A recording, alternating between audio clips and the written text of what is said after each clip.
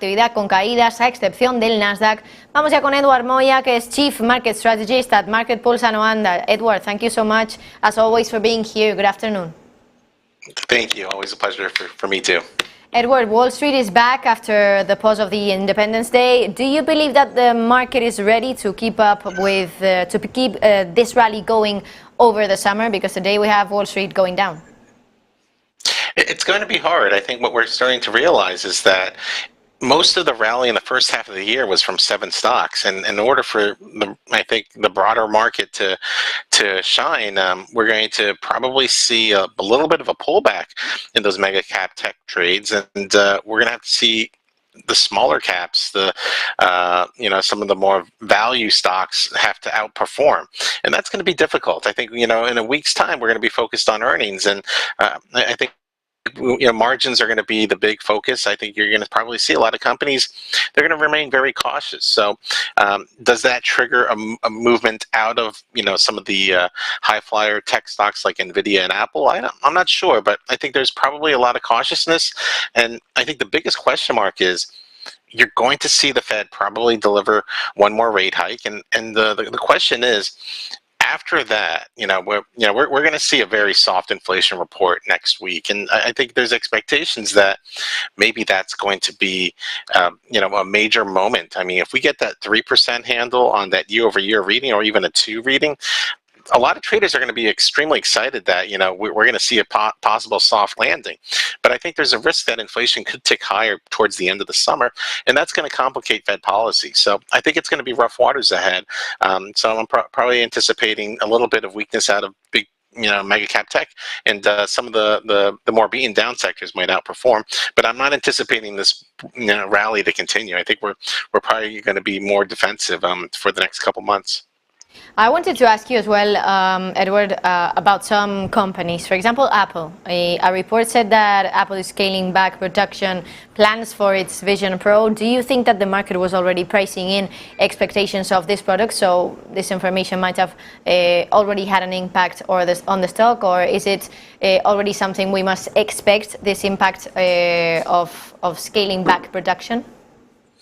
I think this is one thing where mega cap tech got right. Apple, Amazon, you've seen lots of layoff announcements. I think this is something where they are defending their margins. They're being very proactive. So I think a lot of this news was kind of anticipated. So there might be limited downward pressure on that type of headline. Obviously, that could be a good future growth potential, long term for them. But I think overall, these companies, they're going to be very cautious, I think, with how they spend their cash. And this is probably something that we should anticipate more layoff announcements, I think, steadily, especially across some of these tech giants. Also, Edward, I wanted to ask you about AI, artificial intelligence. How are AI stocks doing right now? A few weeks before, everything seemed to go around AI, but now my question, or my sensation, is that we speak less about AI stocks. So I wanted to ask you if this has translated into the stock market as well.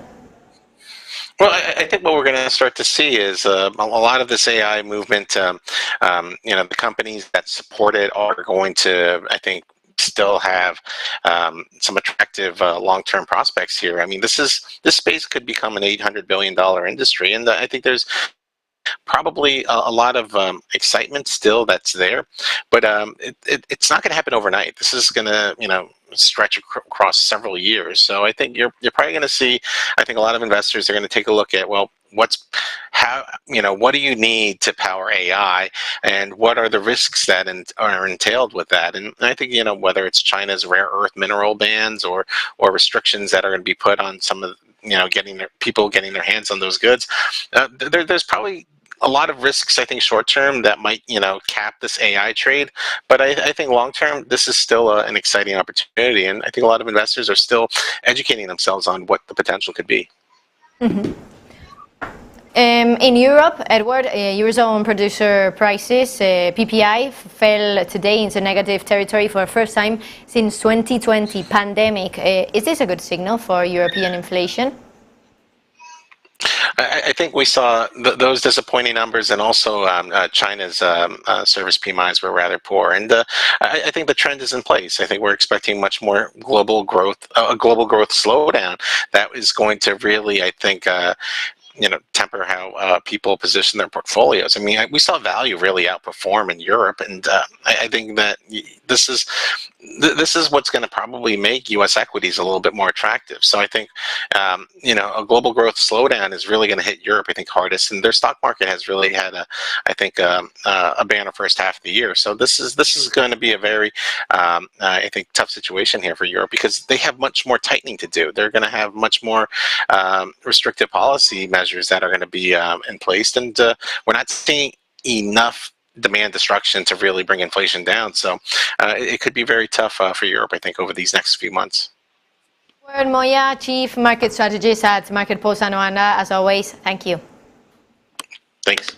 Have a good day, Edward. Bueno, nos decía Edward Moya, entre otras cosas, que va a ser complicado mantener ese rally en verano, porque son realmente 6 compañías, bueno, 7 de ellas, las que están tirando del mercado, y no son las small caps, las compañías más pequeñas, las que también están ayudando a que ese mercado siga subiendo. Mientras tanto, vamos a echar un último vistazo a lo que está pasando en Wall Street.